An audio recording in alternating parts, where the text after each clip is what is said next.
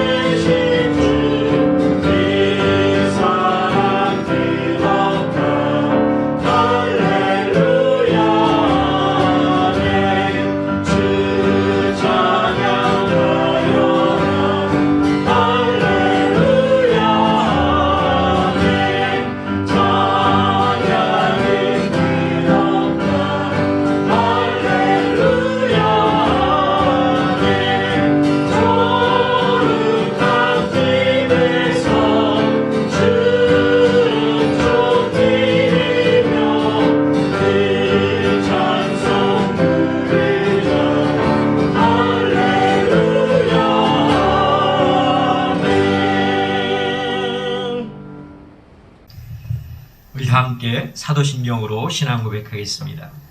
나는 전능하신 아버지 하나님 천지의 창조주를 믿습니다. 나는 그의 유일하신 아들 우리 주 예수 그리스도를 믿습니다. 그는 성령으로 잉태되어 동정녀 마리아에게서 나시고 본디오 빌라도에게 고난을 받아 십자가에 못 박혀 죽으시고 장사된 지 사흘 만에 죽은 자 가운데서 다시 살아나셨으며 하늘에 오르시어 전능하신 아버지 하나님 우편에 앉아 계시다가 거기로부터 살아있는 자와 죽은 자를 심판하러 오십니다. 나는 성령을 믿으며 거룩한 공교회와 성도의 교제와 죄를 용서받는 것과 몸의 부활과 영생을 믿습니다. 아멘.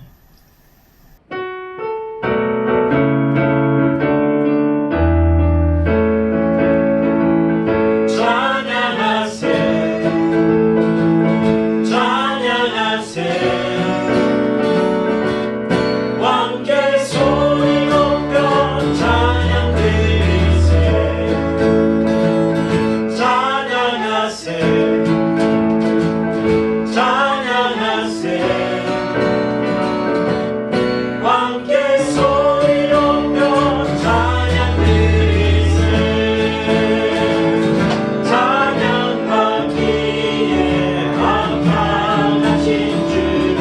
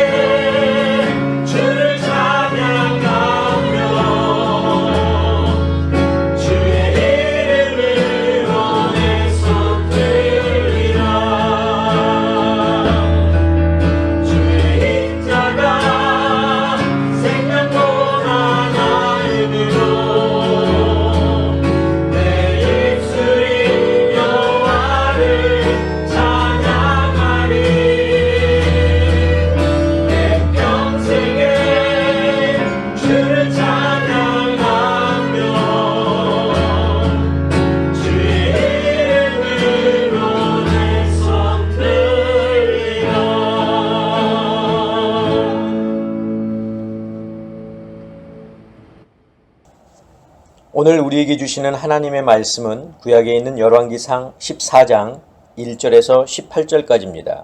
제가 봉독하겠습니다. 그때에 여로보암의 아들 아비야가 병든지라. 여로보암이 자기 아내에게 이르되 청하건대 일어나 변장하여 사람들이 그대가 여로보암의 아내임을 알지 못하게 하고 실로로 가라. 거기 선지자 아히야가 있나니 그는 이전에 내가 이 백성의 왕이 될 것을 내게 말한 사람이니라. 그대의 손에 떡 10개와 과자와 꿀 1병을 가지고 그에게로 가라. 그가 그대에게 이 아이가 어떻게 될지를 알게 하리라. 여로보암의 아내가 그대로 하여 일어나 실로로 가서 아히야의 집에 이르니 아히야는 나이가 많아 눈이 어두워 보지 못하더라. 여호와께서 아히야에게 이르시되 여로보암의 아내가 자기 아들이 병들었으므로 네게 물으러 오나니 너는 이러이러하게 대답하라. 그가 들어올 때에 다른 사람인 체함이니라. 그가 문으로 들어올 때에 아히야가 그 발소리를 듣고 말하되 여로보암의 아내여 들어오라. 네가 어찌하여 다른 사람인 채 하느냐. 내가 명령을 받아 흉한 일을 네게 전하리니 가서 여로보암에게 말하라. 이스라엘의 하나님 여호와의 말씀이 내가 너를 백성 중에서 들어 내 백성 이스라엘의 주권자가 되게 하고 나라를 다윗의 집에서 찢어내어 네게 주었거늘 너는 내 종 다윗이 내 명령을 지켜 전심으로 나를 따르며 나 보기에 정직한 일만 행하였음과 같지 아니하고 네 이전 사람들보다도 더 악을 행하고 가서 너를 위하여 다른 신을 만들며 우상을 부어 만들어 나를 노엽게 하고 나를 네 등 뒤에 버렸도다.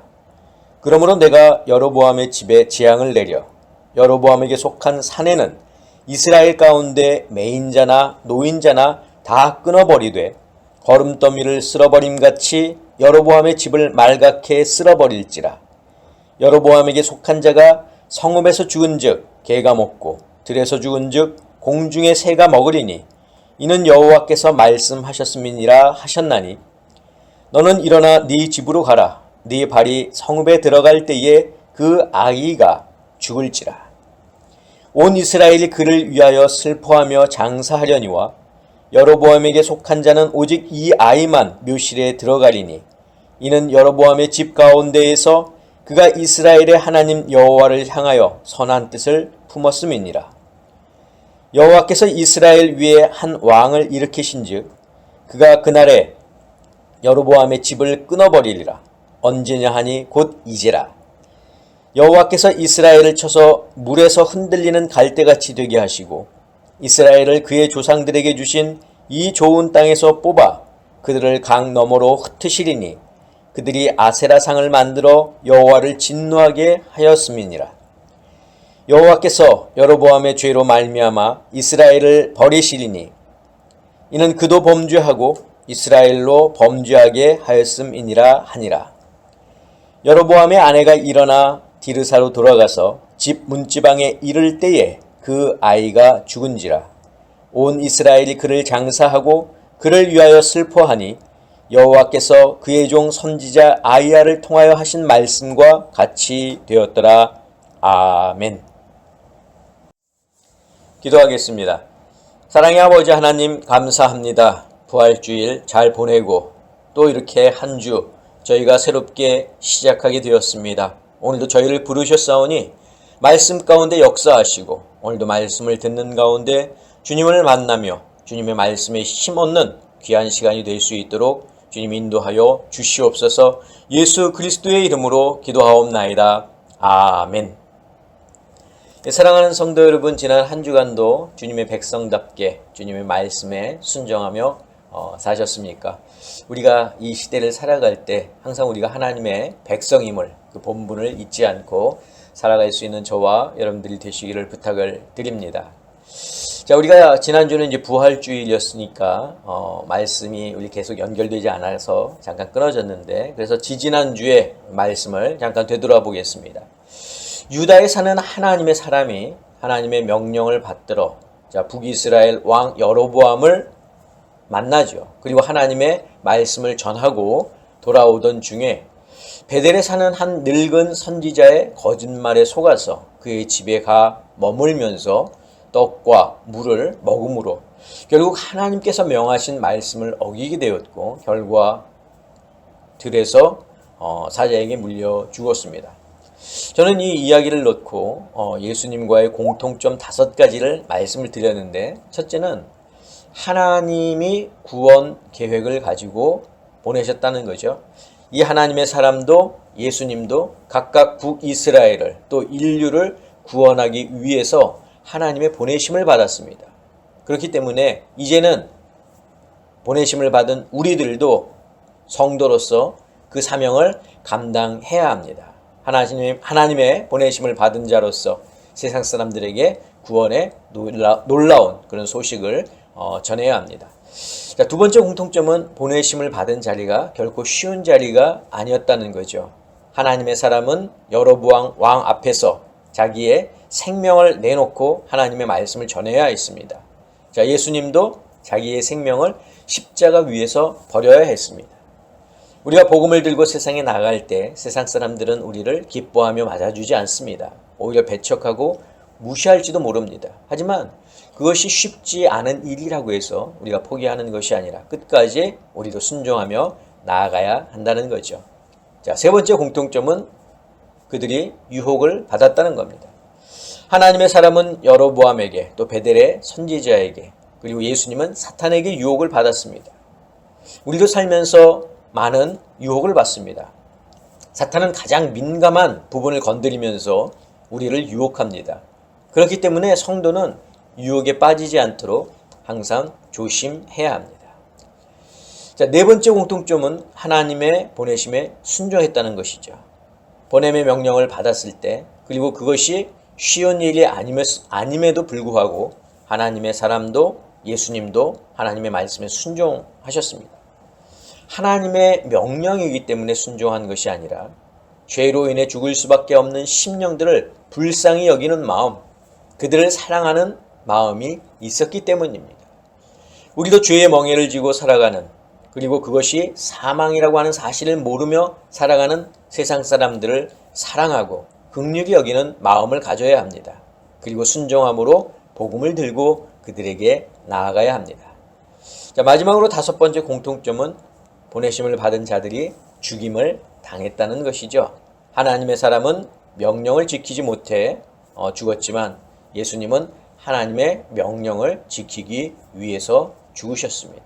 이처럼 우리도 이 하나님의 사람 또 예수님의 모습처럼 세상을 우리가 세상에서 방황하고 있는 그 사람들을 우리가 구원하기 위해서 복음을 제시하고 또 말씀을 들고 나아가는 저희들이 되어야 하겠다 하는 말씀으로 제가 지지난주에 말씀을 드렸습니다.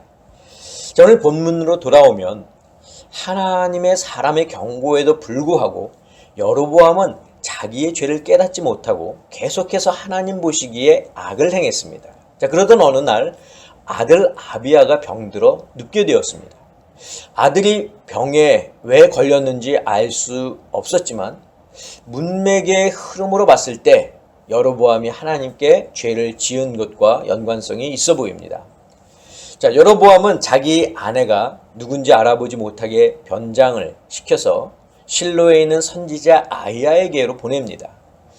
아히야 선지자는 일전에 여로보암이 이 솔로몬 밑에서 건축 감독관으로 있을 때 여로보암이 이스라엘의 왕이 될 것에 대한 하나님의 그 뜻을 전해준 선지자죠.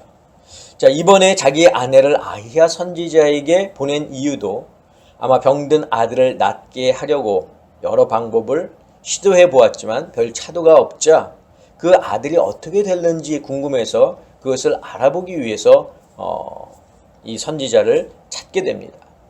자, 여로보암의 아내는 떡과 또 과자와 꿀 한 병을 가지고 선지자 아히야의 집으로 갔습니다. 분장했으니 못 알아볼 것이라는 그런 예상과 달리 선지자는 그녀가 여로보암의 아내인 것을 쉽게 알았습니다. 하나님께서 그녀가 아히야를 방문하기 전에 이미 앞으로 일어날 일들에 대해서 말씀해 주셨기 때문입니다. 자, 선지자 아히야는 여로보암의 아내가 방문하자 그녀가 어떤 질문을 하기도 전에 여로보암에게 전할 하나님의 말씀을 고합니다. 자, 그 말씀의 내용이 뭐죠? 내가 너를 백성 중에서 들어 이스라엘의 주권자가 되게 하였는데 너는 다윗이 내 명령을 지켜 전심으로 나를 따른 것처럼 나의 명령을 따르지 않고 오히려 더 악을 행하며 나를 노엽게 하였다는 거예요. 그러므로 내가 여로보암의 집에 재앙을 내려서 그에 속한 사내를 모두 끊어버리겠다라는 것이 바로 하나님의 말씀이었습니다. 자, 하나님의 말씀을 전한 이 선지자 아히야는 여로보암의 아내에게 또 말하죠. 너는 일어나 네 집으로 가라. 네가 성읍에 들어갈 때에 그 아이가 죽을지라. 자, 이 말을 들은 여로보암의 아내는 자리에서 일어나 궁으로 돌아왔습니다. 그리고 아히야 선지자가 말한 대로 집에 이르렀을 때 아이가 죽었습니다. 아이의 죽음은 죽음으로 끝나는 것이 아니라 앞으로 여로보암의 집안에 일어나게 될 하나님의 진노가 사실임을 알려주는 징표이기도 했습니다. 자, 우리가 여로보암의 과거 행적을 모른 상태에서 오늘 본문 1절에서 3절까지의 내용만 본다면 아들을 사랑하는 아버지 여로보암의 모습을 발견하게 됩니다.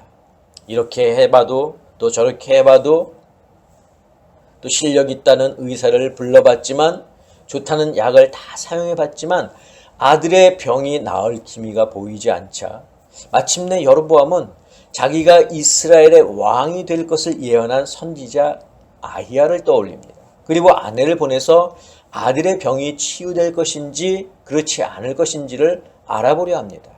그리고 아내의 손에는 작은 선물도 들려서 보냅니다. 자, 밧세바에게서 낳은 아들이 병에 걸리자 식음을 전폐했던 다윗의 모습 속에서 보았던 아들에 대한 사랑, 그것을 여로보암에게서도 우리가 찾아볼 수 있다는 거죠. 그런데 여기서 여로보암이 한 가지 간과하고 있는 것이 있습니다. 그가 아들을 사랑했었을런지는 몰라도 아들이 왜 병에 걸렸는지는 생각하지 않았다는 것입니다. 병에 걸린 아들이 어떻게 될세라 아내를 보내 선지자 아히야에게 아들의 건강에 대해 물을 정도로 관심을 보였던 그가 정작 왜 아들이 병에 걸려 이런 어려움을 당하고 있는지에 대해서는 생각하지 않았다는 것이죠. 이것이 여로보암의 실수입니다. 여로보암은 아들의 일을 통해서 자신의 죄를 깨달아야 했습니다. 하나님은 이 일에 앞서 유다에서 보낸 그런 하나님의 사람을 통해서 베델 제단에서 우상에게 제사하는 여로보암의 손을 마르게 하신 적도 있습니다. 하나님의 이런 사인을 여로보암은 대수롭지 않게 생각했습니다. 하나님은 죄를 용서해 주시는 분이시지만 그것은 전적으로 우리가 죄에 대해서 회개하고 용서를 구할 때 죄를 용서해 주십니다. 우리가 지은 죄에 대해서 아무런 회개 없이 하나님이 먼저 우리의 죄를 용서해 주시는 경우는 없습니다. 또한 우리가 죄를 지었다고 해서 바로 우리를 심판하거나 징계하시지 않습니다. 우리에게 회개할 기회를 주십니다. 하나님의 기다리심이죠. 하나님의 기다리심은 바로 우리를 사랑하신다는 증거고 기다리시는 동안 우리가 죄를 깨달을 수 있도록 여러 가지 상황을 통해서 우리 죄를 알려주신다는 것입니다. 여로보암에게는 베델의 제단이 무너지고 또 여로보암의 손이 마르고 아들이 병에 걸린 일을 통해서 그의 죄를 깨닫도록 하셨습니다. 그가 자신의 죄를 깨닫고 회개하고 다시 하나님의 말씀을 기억하고 하나님께로 돌아오기를 기다리신 겁니다. 하지만 여로보암은 자기 죄를 깨닫지도 못했고 회개하지도 않았고 하나님께로 돌아가지도 않았습니다. 자, 오늘 본문 8절 9절 우리 같이 보겠습니다.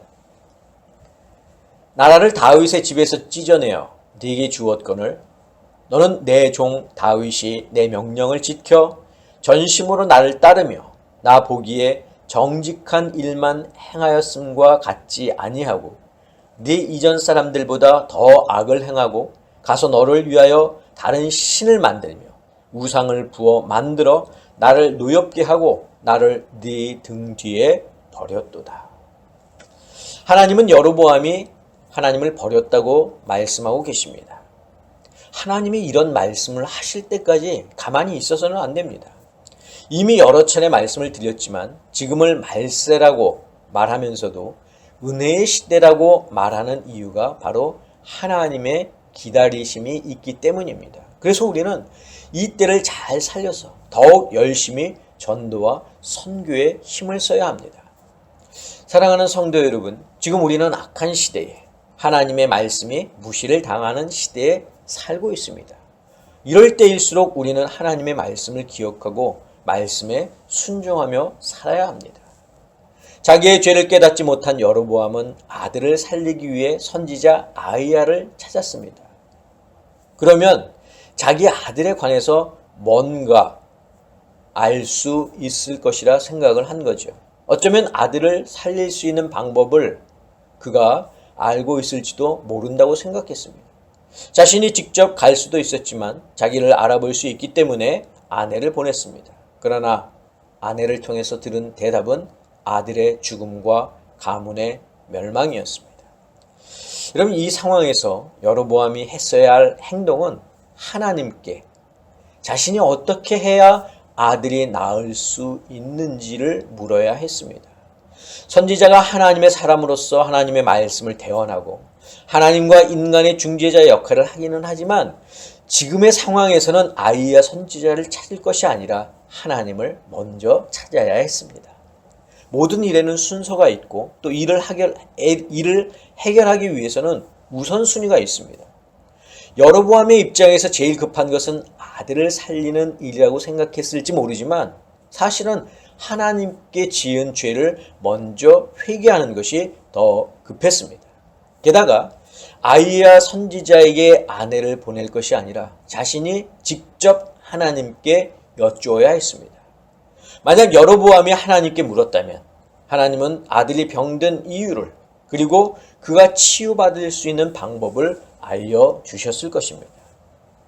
우리가 사는 이 시대는 영적으로 병들어 있는 시대입니다. 영적인 병은 그 어떤 것으로도 치유할 수 없고 오직 주님께서 우리에게 주신 복된 말씀, 즉 복음밖에는 방법이 없습니다. 그런데 영적으로 병든 것을 모른다거나 그 해결책으로 복음이 아닌 다른 방법으로 해결하려 한다면 그것은 잘못된 선택입니다. 예수님께서 세리와 죄인들과 함께 식사하는 것을 본 바리새인들이 제자들에게 왜 너희 선생님은 저들과 함께 식사하느냐고 묻습니다. 그때 예수님께서 그것을 들으시고 말씀하셨죠. 건강한 자에게는 의사가 쓸데없고 병든 자에게라야 쓸데있느니라. 그러면서 계속 말씀하셨는데 나는 의인을 부르러 온 것이 아니요 죄인을 부르러 왔노라. 예수님이 세상에 오신 이유는 영적으로 병든 우리, 즉 죄인을 부르기 위해서입니다. 불러서 치유해 주시기 위함입니다. 예수님은 우리의 병을 정확히 진단하시고 우리의 병을 확실히 치료하실 방법을 알려주셨습니다. 아마 여로보암이 하나님께 여쭈었다면 하나님께서 여로보암의 영적 상태를 정확히 진단하시고 그의 문제를 해결할 방법을 알려주셨을 것입니다. 사랑하는 성도 여러분, 예수님은 우리가 하나님께 나아갈 수 있도록 문을 열어주셨습니다. 그리고 우리를 돕는 분으로 성령님을 보내주셨습니다. 예수님은 직접 세상에 오셔서 우리의 죄를 사할 방법을 일러주셨습니다. 그리고 그 방법대로 우리는 예수를 그리스도로 믿어 죄의 사함을 받았습니다. 이쯤 되면 우리는 더 이상 두려워할 것도 근심할 것도 걱정할 것도 없습니다. 이제 우리에게 남아있는 것이 있다면 우리가 받은 은혜를 나누는 것입니다. 죄 사함의 방법을 알려주는 겁니다. 일의 순서를 모르고 세상에서 방황하는 자들에게 올바른 길을 제시해 주는 것입니다. 저는 우리 아름다운 교회 성도 여러분들이 이 일에 앞장설 수 있기를 바랍니다. 그리고 여로보암처럼 자신이 죄인인지 모르고 살아가는 세상 사람들에게 죄인임을 깨닫게 하며 아들의 병이 자기의 죄에서 비롯된 것임을 가르쳐서 하나님을 우리의 창조주로 예수님을 우리의 구세주로 믿을 수 있도록 이 시대의 선지자로 살아갈 수 있기를 주님의 이름으로 간절히 축원합니다. 기도하겠습니다. 사랑의 아버지 하나님, 우리의 죄를 깨닫고 하나님께 나아가 여쭙는 것이 얼마나 중요한 일인지를 다시 한번 오늘 말씀을 통해서 가르쳐 주시니 감사합니다. 주님, 이제는 저희들로 하여금 예수를 그리스도로 믿고 죄인된 저희들을 불러서 당신의 귀한 백성이 되게 하셨사오니 이제는 우리에게 주신 이 사명 잘 감당할 수 있도록 저희들과 함께하여 주시옵고 저희들에게 능력을 허락하여 주시옵소서. 이제는 우리 주 예수 그리스도의 은혜와 하나님의 그 크신 사랑하심과 성령님의 역사하심이 오늘 말씀을 듣고 하나님께 여쭈며 세상을 향해 나아가기를 다짐하는 사랑하는 당신의 성도들 머리 위에, 저희들의 가정 위에, 건강 위에, 자녀들 위에, 직장과 사업과 일터 위에 지금부터 영원까지 함께하옵시기를 간절히 축원하옵나이다. 아멘.